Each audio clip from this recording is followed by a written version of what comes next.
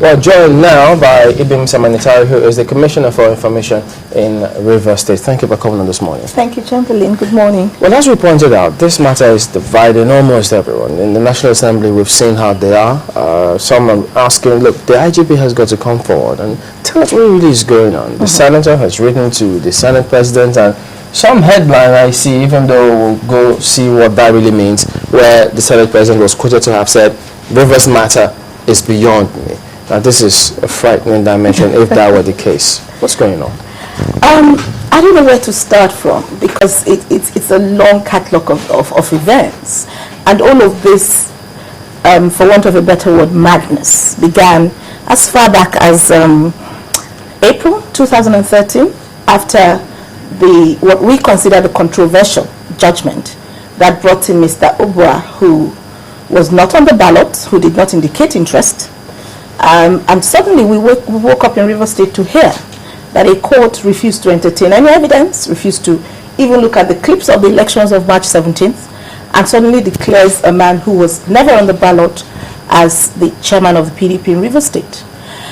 And as soon as that happened, the next thing that happened was that a commissioner of police that was not, now the Rivers State Police Command was not party to the suit.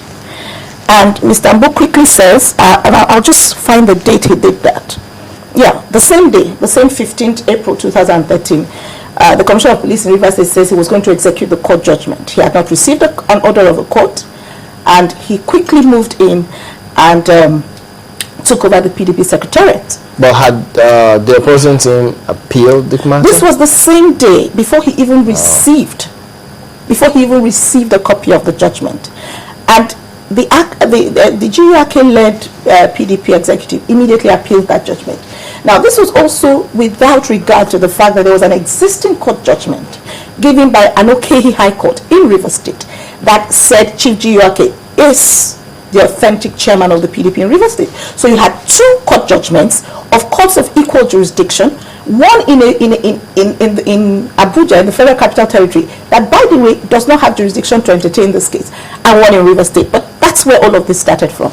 And then the events began to roll out. I'm not sure how much time I have, but I don't want to go into all of that. But on the 19th of April, Mr. Mbu gives a press conference and says not only is he going to obey the court judgment, that he was going to deal with anybody who disobeyed the court judgment. 19th of April.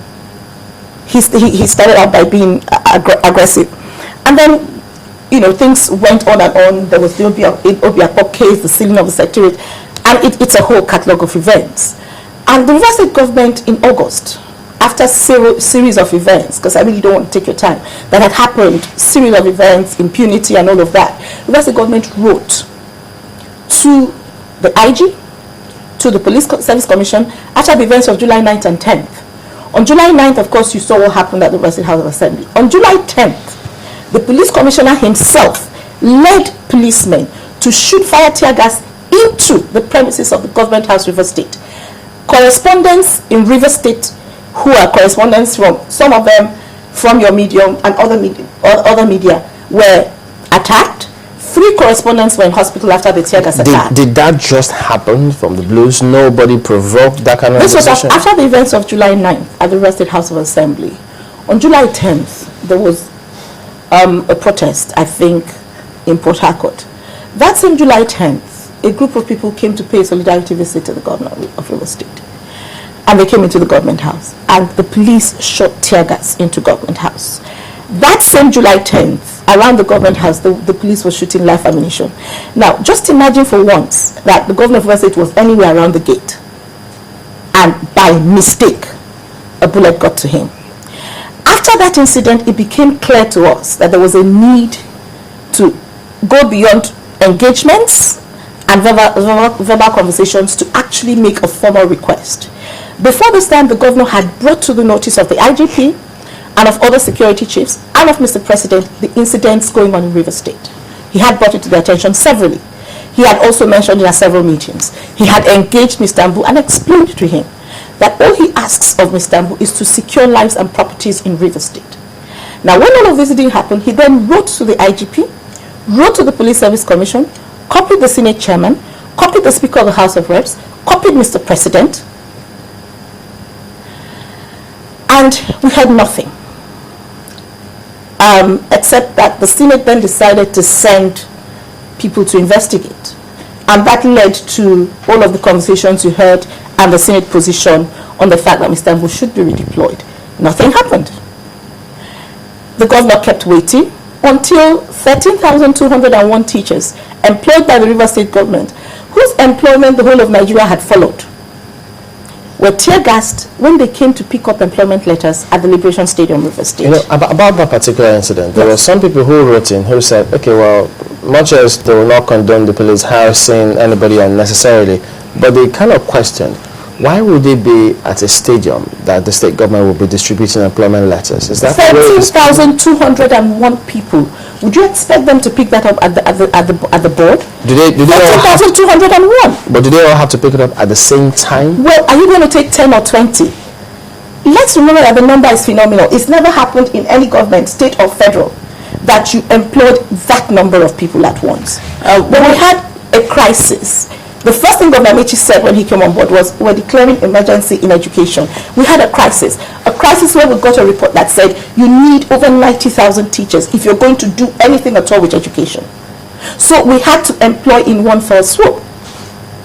Some would also, ask, how were they interviewed? What was the employment process like? Was the stadium ever involved as a venue for, their exams? They wrote exams at different centers, at different times, and the interview process went on. Actually, I think it was Pricewaterhouse. I believe it was. I'm not sure now, but it was one of these. I'm not sure which one. So let me not give the facts that I'm not sure. But it was one of the. I believe it was Pricewaterhouse. Don't you think that they could have also been able to receive their employment letters? At different venues, the same way they wrote the exams. Why would it be wrong for them to receive? You're giving employment letters at once, and they're going to stand, LGA by LGA. Now, at this point, it's not that they're just writing exams. You need to be able to verify. You're employing people. So the ministry officials need to take charge of this. It's no longer an exam where it's you and the computers. It's ministry officials verifying, seeing the people, taking documentation. That's beyond sitting before a computer. That's documentation, you're employing people. And you insist that it couldn't have been done in batches? Why would you need to do it in batches if you could do it at once? If you have where you can take them, how does having 13,201 teachers constitute a breach of the peace? How? What if they had said, look, in the light of given the way we've seen, assuming the police will come in and shoot tear gas, as you say they've been doing, if you gather at that time we had no reason to believe that the police would do that. We were not in a worse situation. No, but if before that time they had shot tear gas at a group or at a crowd, as you said. You were not thinking this is not about, this was not political. This is regular civil servants getting employed. Why would you imagine for any reason that the police would attack them?